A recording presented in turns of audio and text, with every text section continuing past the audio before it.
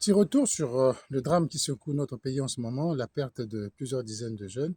Je ne donnerai pas de chiffres définitifs parce que tout le monde annonce à peu près ce qu'il veut sur les réseaux sociaux et un peu partout. Mais en tout cas, déjà une trentaine, c'est déjà une trentaine de trop qui n'auraient pas dû perdre leur vie, tout en réitérant mes condoléances aux familles des victimes. Nous devons tout de même déplorer le fait que les autorités ont pris cette question avec beaucoup de distance. D'abord, le président de la République, qui s'est fondu d'un communiqué sans doute rédigé par ses conseillers, n'a pas daigné se présenter, recevoir les familles des victimes, s'expliquer face à la nation. Nous avons affaire à une gouvernance qui devient monarchique, qui devient royale, et même, vous me direz, même dans une monarchie, il y a un peu de cœur, il y a un peu d'humanité, il y a de la responsabilité à comprendre qu'on est premier, justement, ça implique des responsabilités et pas seulement de la part des autres des devoirs qu'ils doivent vous rendre, des honneurs qu'ils doivent vous rendre. D'autre part, le Premier ministre a été absent, très absent. Évidemment, il s'est précipité à mettre en place un comité de gestion des obsèques et compagnie, comme si c'était sa fonction première, hein. C'est à ça qu'il est en train de nous habituer. C'est quand il y a un décès, il va chercher des corps, il organise des veillées, il s'occupe des indemnisations. On l'a vu pour Clément Mwamba, on l'a vu pour Henri Lopez avec sa forte délégation arrivé en France pour les obsèques d'Henri Lopez. Enfin, c'est comme si vraiment le Premier ministre se complaisait dans ce rôle et il ne fait que ça. C'est le seul domaine apparemment où il a toute l'autorité, toute la latitude nécessaire. Tous les autres domaines, il les a pas. Eh bien, c'est triste et c'est fort dommage de voir ce genre de choses parce que on l'a tous dit, on l'a répété, ce drame est un drame du chômage, est un drame du manque d'initiative dans la création d'emplois, ce qui devrait être à fond le rôle du Premier ministre, mais rien ne se fait de ce côté-là.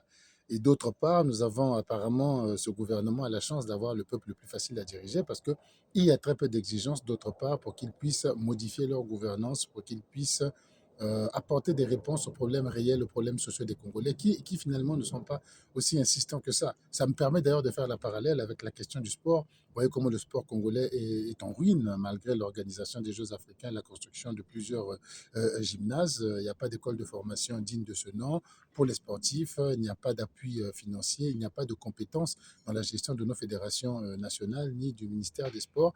Vous voyez les catombes que nous avons connues ces derniers jours quant aux différents matchs que l'équipe nationale de football, le football, sport qui rassemble tous les Congolais, qui pour une fois, on ne parle plus d'ethnie ou d'origine, vous voyez, est jeté par terre par des gens qui sont là plus pour se goinfrer qu'autre chose, mais cela ne provoque aucun changement, aucune revendication. Je crois que le peuple congolais, de ce côté-là, nous devons prendre un peu plus nos responsabilités pour pousser ceux qui se sont auto-choisis, hein, parce que pour la plupart, tel est le cas, à nous gouverner, puissent faire ce pourquoi ils sont là, ou au moins qu'ils puissent démissionner. C'est surprenant qu'il n'y a aucune démission au niveau des sports.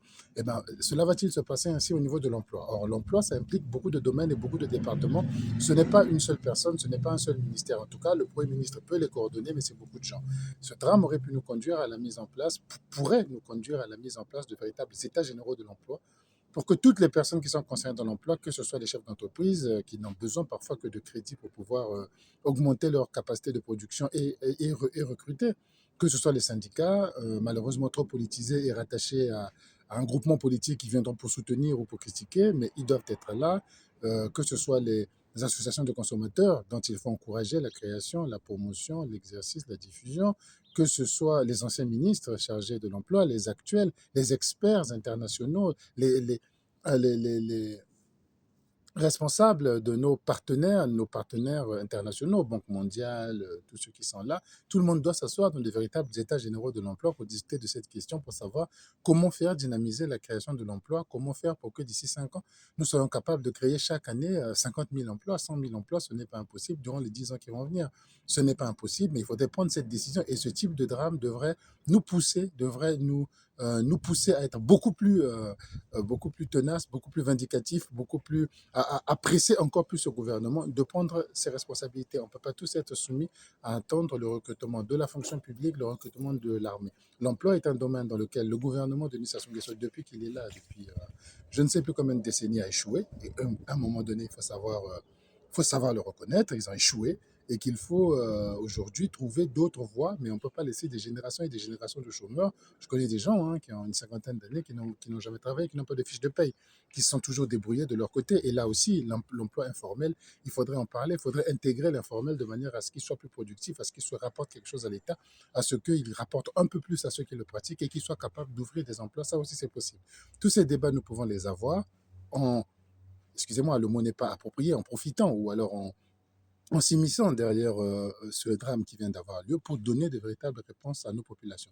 Le gouvernement, pour l'instant, est un gouvernement qui s'est montré incapable, qui s'est montré distant, qui s'est montré gestionnaire du quotidien, mais pas vraiment dans l'intérêt du peuple congolais.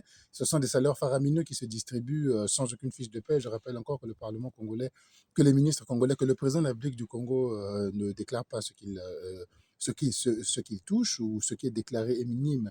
Et la plus grosse part se retrouve dans des primes qui ne sont déclarées nulle part, sur lesquelles aucune imposition n'est faite.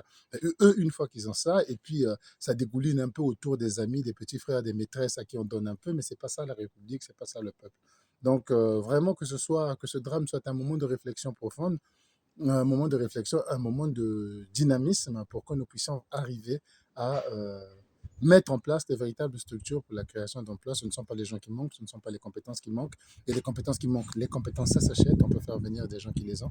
Nous avons des partenaires de tous bords qui sont prêts à nous aider, à nous accompagner dans ce genre de démarche. Mais il ne faut pas laisser faire. Il ne faut pas se laisser conduire comme ça à la volonté de ces gens-là. Mais il faudrait vraiment nous impliquer à impulser un changement. Voilà ce que je voulais dire à ce sujet. Mais bien entendu, il faut peut-être ajouter, vous pouvez toujours compter sur moi, bien entendu, pour apporter ma pierre à l'édifice. Il n'y a pas de souci.